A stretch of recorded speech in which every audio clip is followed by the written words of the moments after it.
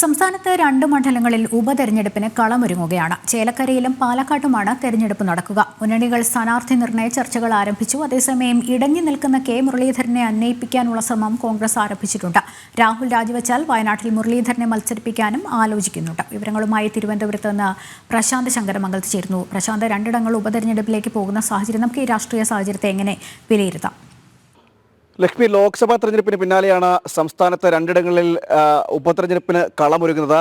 നിയമസഭാ ഉപതെരഞ്ഞെടുപ്പിനാണ് കളമൊരുങ്ങുന്നത്. അതായത് തൃശ്ശൂർ ചേലക്കര മണ്ഡലവും അതുപോലെ തന്നെ പാലക്കാടുമാണ് നിലവിൽ ഈ ഉപതെരഞ്ഞെടുപ്പ് നടക്കാൻ പോകുന്നത്. മാത്രമല്ല അതോടൊപ്പം തന്നെ ലോക്സഭാ മണ്ഡലമായ വയനാടും വൈകാതെ ഉപതെരഞ്ഞെടുപ്പ് നടക്കുമെന്നാണ് ഇപ്പോൾ ലഭിക്കുന്ന വിവരം. ചേലക്കരയിൽ നിന്ന് ചേലക്കര നിയോജക മണ്ഡലത്തിൽ നിന്ന് വിജയിച്ചു വന്നത് CPM കേന്ദ്ര കമ്മിറ്റി അംഗവും അതുപോലെ തന്നെ ദേവസ്വം മന്ത്രിയുമായ കെ രാധാകൃഷ്ണനാണ്. അതുപോലെ തന്നെ പാലക്കാട് നിയമസഭാ മണ്ഡലത്തിൽ നിന്നുള്ളത് ഷാഫി പറമ്പിലാണ്, കോൺഗ്രസിൻ്റെ നേതാവ് ഷാഫി പറമ്പിലാണ്.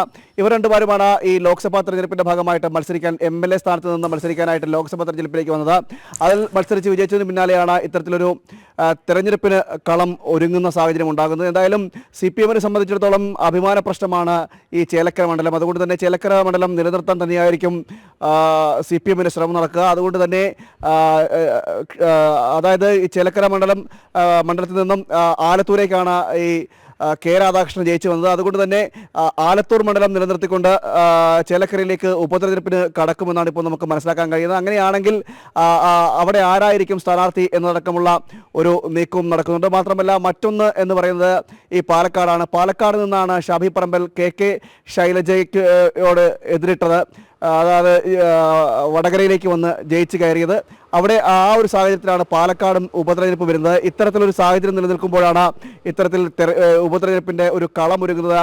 അതായത് നിലവിൽ നമുക്ക് ലഭിക്കുന്ന വിവരം കോൺഗ്രസിലെ ഒരു പ്രതിഷേധങ്ങളെല്ലാം കെ മുരളീധരൻ്റെ പരാജയത്തോടനുബന്ധിച്ചുള്ള ഒരു പ്രതിഷേധങ്ങളും പ്രതിസന്ധിയൊക്കെ ഉടലെടുത്ത് നിൽക്കുന്ന ഒരു സാഹചര്യമുണ്ട്. അതുകൊണ്ട് തന്നെ ഇത്തരത്തിൽ ഒരു ആലോചനകളും നടക്കുന്നുണ്ട്. അതായത് ഈ ഒരു പ്രതിസന്ധി കടക്കുന്നതിൻ്റെ ഭാഗമായിട്ട് വയനാട്ടിലേക്ക് കെ മുരളീധരനെ പറഞ്ഞയക്കുകയും ഈ ചേലക്കരയിലും അതുപോലെ തന്നെ പാലക്കാടും രമ്യ ഹരിദാസിനെയും രാഹുൽ മാങ്കൂട്ടത്തിനെയും മത്സരിപ്പിക്കാനുള്ള നീക്കവും കോൺഗ്രസിന്റെ ഭാഗത്ത് നിന്ന് നടക്കുന്നുണ്ട്. കമ്മ്യൂണിസ്റ്റിന്റെ ഭാഗത്ത്, അതായത് CPM LDFിന്റെ ഭാഗത്ത് നിന്ന് ഇതുവരെ അത്തരത്തിലുള്ള വിവരങ്ങളൊന്നും നമുക്ക് ലഭിച്ചിട്ടില്ല. മാത്രമല്ല മറ്റൊന്ന് എന്ന് പറയുന്നത് ഈ മണ്ഡലം എന്തായാലും, അതായത് ഈ CPM സംബന്ധിച്ചിടത്തോളം ആലത്തൂർ മണ്ഡലം വളരെ നിർണായകമാണ്. അവർ ആകെ ഈ ലോക്സഭാ തെരഞ്ഞെടുപ്പിൽ വിജയിച്ചു കയറിയത് ആ ഒരു മണ്ഡലത്തിൽ മാത്രമാണ്. അതുകൊണ്ട് തന്നെയാണ് ഈ ആലത്തൂർ മണ്ഡലം നിലനിർത്താനുള്ള ശ്രമം എന്തായാലും നടക്കും. അതുകൊണ്ട് തന്നെ ഈ കെ രാധാകൃഷ്ണൻ രാജിവെക്കുമെന്നത് ഉറപ്പായി കഴിഞ്ഞിരിക്കുന്നു. അതോടൊപ്പം തന്നെയാണ് ഈ ഷാഫി പറമ്പിലിൻ്റെ കാര്യവും വരുന്നത്. അങ്ങനെയാണ് ഈ ഉപതെരഞ്ഞെടുപ്പിൻ്റെ ഒരു നീക്കങ്ങൾ നടക്കുന്നത്. എന്തായാലും അധികം വൈകാതെ തന്നെ ഈ ഉപതെരഞ്ഞെടുപ്പുമായി ബന്ധപ്പെട്ടുള്ള നീക്കങ്ങളിലേക്ക് സംസ്ഥാന തെരഞ്ഞെടുപ്പ് കമ്മീഷനും കടക്കുമെന്നാണ് ഇപ്പോൾ നമുക്ക് മനസ്സിലാക്കാൻ കഴിയുന്നത്. ഏതായാലും മറ്റൊരു ഉപതെരഞ്ഞെടുപ്പാണ്, അത് വയനാട്ടിൽ തന്നെ ഉണ്ടാകുമെന്നാണ് ഏറെക്കുറെ അഭ്യൂഹങ്ങൾ പരക്കുന്നത്. അതായത് കോൺഗ്രസ് നേതാവ് രാഹുൽ മത്സരിച്ച 2 മണ്ഡലങ്ങളിൽ ഒന്നാണ് വയനാട്. BJP സംസ്ഥാന അധ്യക്ഷൻ തുടക്കം മുതൽക്ക് പറയുന്നുണ്ടായിരുന്നു. രൂക്ഷ സൂചനകളും അങ്ങനെ തന്നെയാണല്ലോ പ്രശാന്ത്. അങ്ങനെയാണെങ്കിൽ നമ്മളിപ്പോൾ പറഞ്ഞതുപോലെ വയനാട്ടിൽ മുരളീധരനെ മത്സരിപ്പിക്കാൻ ആലോചിക്കുന്നുണ്ട്. പക്ഷെ എങ്ങനെ അന്വയിപ്പിച്ചുകൊണ്ട് ചെന്നെത്തിക്കും വയനാട്ടിൽ എന്നുള്ളതാണ് കെ മുരളീധരനെ. തീർച്ചയായും അതൊരു വലിയ ബുദ്ധിമുട്ടായിരിക്കും ഈ കോൺഗ്രസിനെ സംബന്ധിച്ചിടത്തോളം, KPCC സംബന്ധിച്ചിടത്തോളം. എങ്ങനെ ഇതിനെ അനുനയിപ്പിക്കും എന്നതൊക്കെ ഒരു വലിയ പ്രശ്നമായിട്ട് തന്നെ നിലനിൽക്കുന്നുണ്ട്. കാരണം അതായത് താൻ ഇനി മത്സരരംഗത്തേക്ക് ഇല്ല എന്ന് തന്നെയാണ് തെരഞ്ഞെടുപ്പിലെ പരാജയത്തിന് ശേഷം കെ മുരളീധരൻ പറഞ്ഞത്. മാത്രമല്ല വലിയൊരു തിരിച്ചടി ഈ തൃശ്ശൂരിൽ നിന്ന് ഏൽക്കുന്ന സാഹചര്യമുണ്ടായി. അതായത് ഉറച്ച മണ്ഡലമായ ഒരു വടകരയിൽ നിന്ന് ബലാത്കാരമായിട്ട് പിടിച്ച് മാറ്റപ്പെട്ടു എന്നാണ് ഇപ്പോൾ ഈ കെ മുരളീധരൻ പറയുന്നത്. അതായത് തനിക്ക് ഉറച്ച മണ്ഡലമായ വടകരയിൽ നിന്നും പാർട്ടി നിർദ്ദേശത്തിൻ്റെ ഭാഗമായിട്ടാണ് തൃശ്ശൂരേക്ക് വരുന്നത്. അതും നമുക്കറിയാം. ഇവിടെ ഒരു രാഷ്ട്രീയ സാഹചര്യം ഉരുത്തിരിഞ്ഞു വന്നത് പത്മജ വേണുഗോപാലിൻ്റെ BJP പ്രവേശനവുമായി ബന്ധപ്പെട്ടാണ് അത്തരത്തിലൊരു സാഹചര്യം അവിടെ ഉരുത്തിരിഞ്ഞു വരുന്നത്. അതിനെ പ്രതിരോധിക്കുന്നതിന് വേണ്ടിയിട്ടാണ് കെ മുരളീധരനെ തൃശ്ശൂരേക്ക് എത്തിച്ചത്. എന്നാൽ തന്നെ അവിടേക്ക് വലിച്ചിട്ട് ബലിയാടാക്കി എന്നൊരു വാദമാണിപ്പോൾ അദ്ദേഹം ഉന്നയിക്കുന്നത്.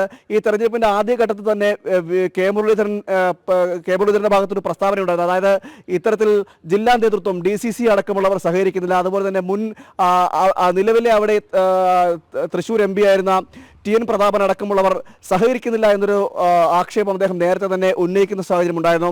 അത് ഏറെക്കുറെ സാധൂകരിക്കുന്നതാണ് തിരഞ്ഞെടുപ്പിലേറ്റ പരാജയമെന്നാണ് ഇപ്പോൾ കെ മുരളീധരൻ വിലയിരുത്തുന്നത്.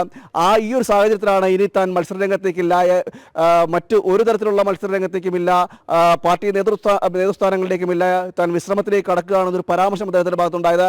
ഇതാണ് ഏറെക്കുറെ പാർട്ടിയിൽ ഒരു വെല്ലുവിളി ഉണ്ടാക്കുന്ന സാഹചര്യം ഉണ്ടായത്. മാത്രമല്ല ഇതിനുശേഷം, അതായത് ഈ തെരഞ്ഞെടുപ്പ് പരാജയത്തിന് ശേഷം കെ മുരളീധരനെ അനുകൂലിച്ചുകൊണ്ട് യൂത്ത് കോൺഗ്രസ് നേതൃത്വവും രംഗത്ത് വരുന്ന സാഹചര്യം ഉണ്ടായിരുന്നു. നമുക്കറിയാം, യൂത്ത് കോൺഗ്രസിന്റെ നേതാക്കൾ 4 നേതാക്കളാണ് കഴിഞ്ഞ ദിവസം പരസ്യ പ്രസ്താവനയുമായി രംഗത്ത് വന്നത്. പാർട്ടിയെ രൂക്ഷമായി വിമർശിച്ചിട്ടുണ്ട്. രൂക്ഷമായി വിമർശിച്ചുകൊണ്ട് രംഗത്ത് വന്ന സാഹചര്യം ഉണ്ടായത്. അതും DCC പ്രസിഡന്റെയും TN പ്രതാപനെയും അടക്കം രൂക്ഷമായ ഭാഷയിൽ ഇവർ വിമർശിക്കുകയും ഒക്കെ ചെയ്തിരുന്നു. ഈ ഒരു സാഹചര്യത്തിൽ കൂടിയാണ് എങ്ങനെയെങ്കിലും കെ മുരളീധരനെ അനുനയിപ്പിച്ച് കൂടെ നിർത്തുക എന്നൊരു നീക്കം ഇപ്പോൾ KPCCയുടെ ഭാഗത്ത് നിന്ന് ഉണ്ടാകുന്നത്. അല്പസമയത്തിനകം ഇതുമായി ബന്ധപ്പെട്ടുള്ള ചില കൂടുതൽ വിവരങ്ങൾ നമുക്ക് പങ്കുവയ്ക്കുകയും ചെയ്യും. അതായത് UDF കൺവീനർ MM ഹസന്റെ അടക്കമുള്ള വാർത്താ സമ്മേളനങ്ങൾ ഇനി വരാനിരിക്കുന്നതേ ഉള്ളൂ. ഈ ഒരു സാഹചര്യം കൂടി നിലനിൽക്കുന്നു. ഈ ഒരു സാഹചര്യം നിലനിൽക്കുകയാണ് ഏത് വിധേനയും കെ മുരളീധരനെ അനുനയിപ്പിച്ച് കൂടെ നിർത്തുക എന്ന നിലയിലേക്ക് എത്തുന്നത്. അങ്ങനെയാണെങ്കിൽ ഈ വയനാട്ടിലേക്ക് തന്നെ നൽകുവാനായിരിക്കും. വയനാട്ടിൽ നൽകിക്കൊണ്ട് രാഹുൽ സ്ഥാനം ഒഴിയുന്ന സാഹചര്യത്തിൽ വയനാട് മത്സരിപ്പിക്കാനുള്ള നീക്കം നടക്കുന്നത്. മറ്റൊന്നെന്ന് പറയുന്നത്, ഈ നേരത്തെ തന്നെ BJP ഉന്നയിക്കുന്നത് അതായത് കെ സുരേന്ദ്രൻ ഉന്നയിച്ചൊരു ആക്ഷേപമുണ്ടായിരുന്നു.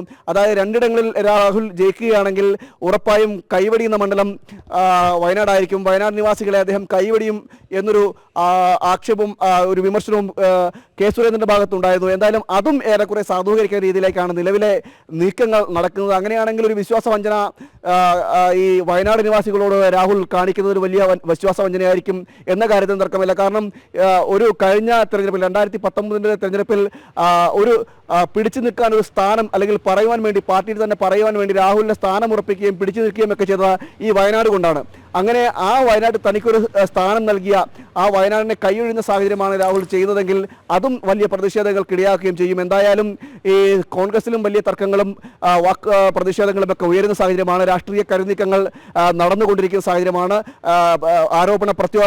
പ്രത്യാരോപണങ്ങളുമായി കോൺഗ്രസ് നേതാക്കളും അടക്കം രംഗത്ത് വരുന്ന സാഹചര്യമുണ്ട്. അതിനിടയിലാണ് ഉപതെരഞ്ഞെടുപ്പും വന്നുകൊണ്ടിരിക്കുന്നത്. എന്തായാലും ഇനിയൊരു രാഷ്ട്രീയ കേരളം ഇനി ഏറെ ഉറ്റുനോക്കുന്നൊരു സാഹചര്യമാണ് കേരളത്തിലേക്ക് ഉണ്ടാകാൻ പോകുന്നത്. ഈ പല നീക്കങ്ങളും അട്ടിമറികളും എല്ലാം നടക്കാൻ പോകുന്ന ഒരു സാഹചര്യം കൂടി നിലവിൽ രാഷ്ട്രീയ കേരളം സാക്ഷ്യം വഹിക്കും. ലഭിച്ച വിജയം നിലനിർത്തേണ്ട ബാധ്യത UDF-നൊപ്പം തന്നെ പരാജയത്തിന്റെ ക്ഷീണം മറക്കാൻ LDF, ഒപ്പം വീണ്ടും നില മെച്ചപ്പെടുത്താൻ NDAയ്ക്കും അവസരം. പ്രശാന്താണ് വിവരങ്ങൾ നൽകിക്കൊണ്ടിരുന്നത്.